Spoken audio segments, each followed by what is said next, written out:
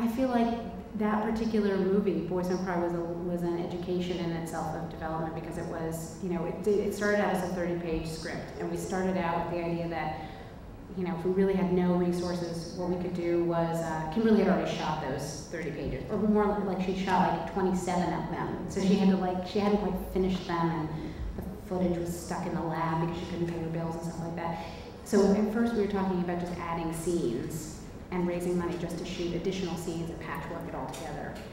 And over time we came to realize that the story wasn't the story that she was telling in that script, and that there was never going to be pieces that could fit in to make it a full telling of this real story that happened to this person. So slowly but surely things were like falling away. I feel like in that process, because it was like 4 years, it was like learning, really it was just about learning what moved me, and what was moving her. And it was like this loop of her and her co-writers like coming to the things that that felt like it was moving things forward, and then I would read it as like with an outside perspective, say like, I'm really in it, and then you lose me right here, and so that feels like where it's going wrong. It was really like such an emotional feeling our way through it. And I never think of myself as a writer. Like that's something I don't do and I can't do, and I think particularly makes me like more in the mindset of a producer. I feel like I'm great at feedback, and I'm not good at coming up with ideas. And I generally say to people I'm working with, if I'm coming up with the ideas, something's very, very wrong. Like that doesn't work that way.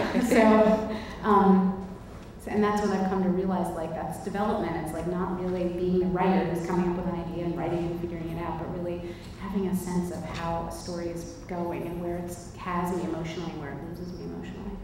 I mean, that was an amazing moment when we saw Boys Don't Cry. It was like the world, you guys maybe weren't around, it was like the world stopped. I mean, it just felt like the world stopped turning on its axis.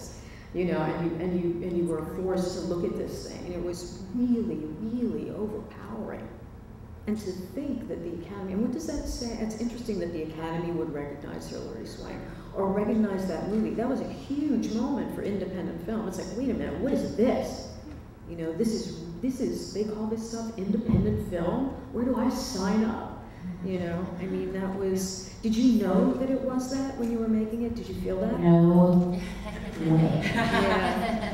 And we would have never made, I feel like part of the problem post that movie, just for me, is that feeling of like, oh, now I know what the potential is. It's all scarier to dip your toe into that thing, to try that thing. Because at the time, we were all, and Kimberly and I were like sitting in the back of the scouting van and like, yeah, well, it's really important that Brandon does that because, it's really like he has to confront his identity before his death, and like we had all this intense, whatever, because it was all about this story that had to be told. We're telling the story. And we didn't care that nobody else cared about it, and truly nobody else did care about it.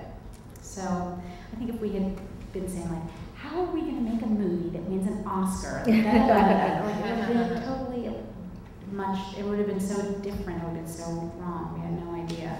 And yeah, that year that when we went to, when the awards started happening, it was like, what? Yeah. What? No way.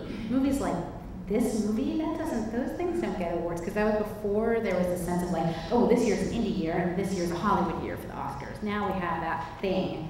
And now, of course, also, that's another thing that's killing distribution, whatever, is this like intense expectation that like Fox Searchlight will have 3 movies that they're releasing that will be Oscar caliber and that will be awards potential, and they will have to do blah, blah, blah, and blah to make sure that those nominations come in, and that will be worth X number of dollars. None of that. That was like, should we have like conference calls? Like, I think we're thinking about having a campaign around Hillary. It's like, what? What will we do? And how, like the publicists being like, oh my gosh, it's so exciting, new for everybody. So, yeah.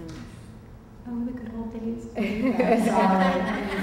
mean, the person who made that film has to have hope. I don't know. I just, I know it's difficult, Eva, but really. No, I mean, so I know that they want to know why they should stay in it, if they decided to stay in it. Right. I mean, every time I see a movie that moves me, that, I'm a softie, so it's like for me, that means like every time I see a movie that really can make me feel something, that's my barometer, and I go like, oh my God, nothing else is like this. Nothing. Short of having experienced my own life that moves me, movies are the things that do that. I mean, I have it to a lesser degree, like I listen to This American Life, and I'm like, oh, I'm so moved, you know, oh, I want to, or great documentary does that for me too. But seeing a feature film that really like takes me somewhere, makes me feel something, it's so fulfilling. So I want to be a part of that. Yeah. Anyway. Thank you so much, Eva. I appreciate it.